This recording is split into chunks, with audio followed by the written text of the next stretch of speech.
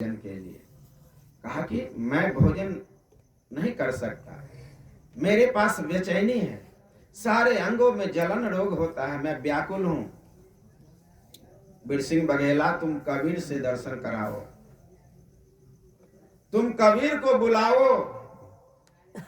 हमने सुना है कि मुसलमान उसे खुदा समझता है और हिंदू का तो दुनिया का सबसे बड़ा भगवान है कबीर।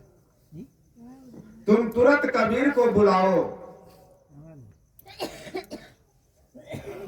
बिरसिंह बघेला ने कहा, वह संतों का संत है, वह ईश्वर हैं, ईश्वर को बुलाना उचित नहीं, भगवान को यहां बुलाना उचित नहीं। तब वह आ भी जाएंगे और उसके चरणों में यदि आप नहीं झुकते हैं, आपको अहंकार होगा कि वह आया तो मुझे सलाम नहीं किया, तो आपको फलित नहीं होगा, आपका ज्वलन रोग छूटेगा नहीं। इसलिए हमारा जहां तक ख्याल है, आप स्वयं भगवान के पास चले और उसके चरणों में मत्था टेकें।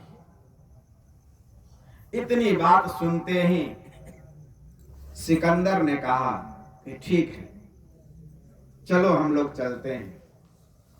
आगे आगे सिकंदर, पीछे पीछे बिरसिंह बघेला की सारी प्रजा।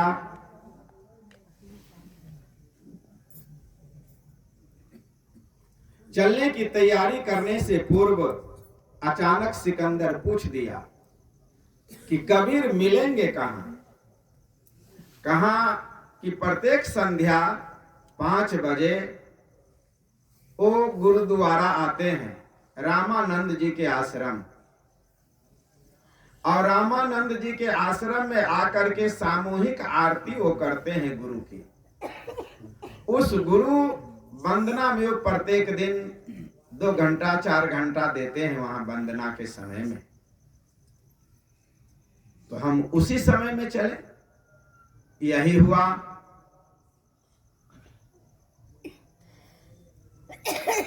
ये जब यहां से चला तो 4 साढ़े 4 बजे ये लोग पहुंच चुके थे। कबीर साहब वहां नहीं दिखाई दिए। बाहर में खड़ा हो गया सिकंदर और वहां गेट कीपर से कहा कि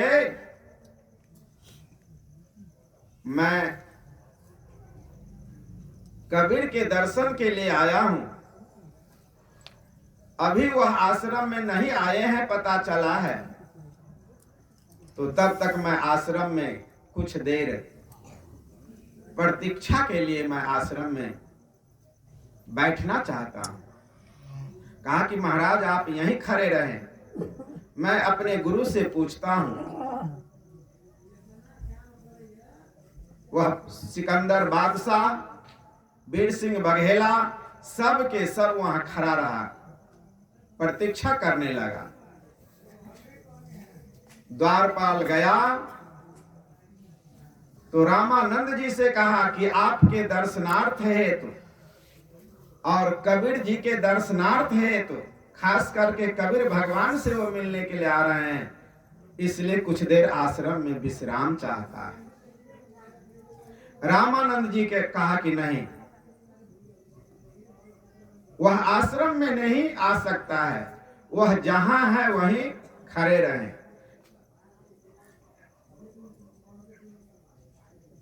द्वारपाल ने कहा कि महाराज आदेश नहीं है गुरुवर का, आपको यहीं कहे हैं ठहरने के लिए।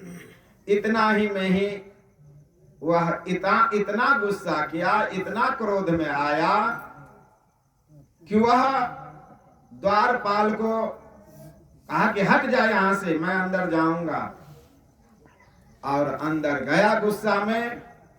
गुरु रामानंद जी का सर और धड़ अलग कर दिया। सर और धड़ जो ही अलग किया, और वहां से लौटा, भागना चाहा, उसी समय में कबीर साहब का प्रस्थान हुआ।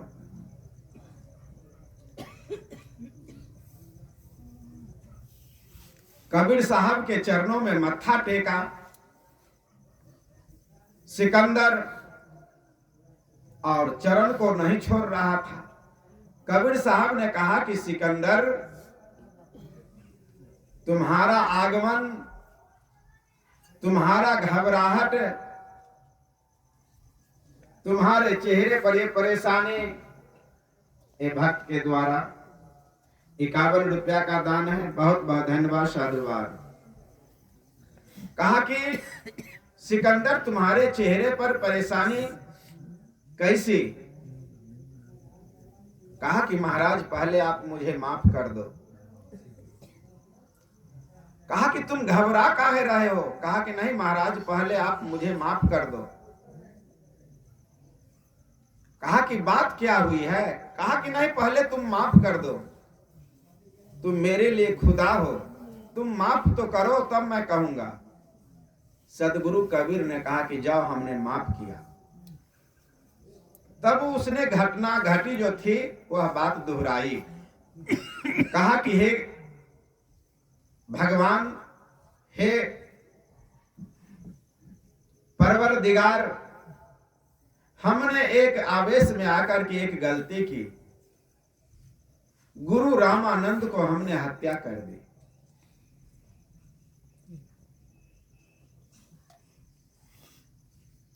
पैर नहीं छोड़ रहा था।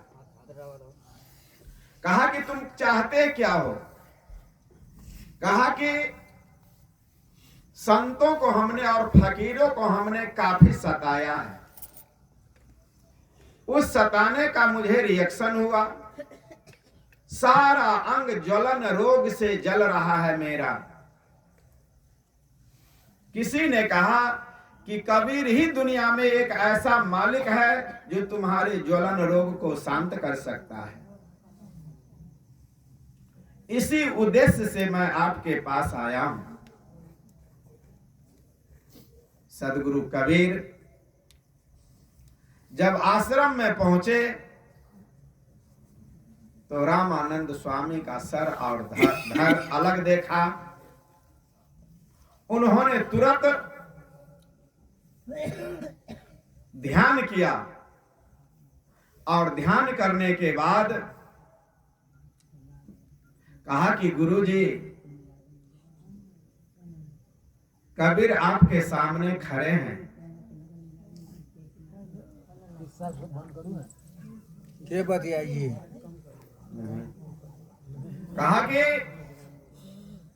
कबीर आपके सामने हैं, आपके दर्शनार्थ हैं, आप जगिए जगिए। इतनी बात जो ही कहते हैं कि सर जो है धर में स्पर्श हो गया, जुट गया और तुरंत रामानंद कबीर साहब के नतमस्तक ही होना चाह रहे थे, चरण पर झुकना ही चाह रहे थे। तो कबीर भगवान ने रामानंद जी से कहा, गुरु आप ये क्या कर रहे हैं? कहा, तुम शिष्य रूप में मेरे भगवान हो, तुम ही से सारी सृष्टि चलती है और जाति पाति की जो मेरे अंदर अहंकार था, क्रोध था, उसको आप ही ने मुझे दूर किया। हे कबीर भगवान, आप शिष्य बन करके भगवान का आपने मुझे दर्शन करवाया, छुआछूत की विडंबना को आपने दूर किया। तो श्रोताओं, सदगुरु कबीर को उसी दिन से मुसलमान दुनिया का सबसे बड़ा मालिक समझने लगा। कुरान में भी कबीर शब्द की चर्चा आई है, कबीर साहब की चर्चा कुरान में भी है। वेद में भी कबीर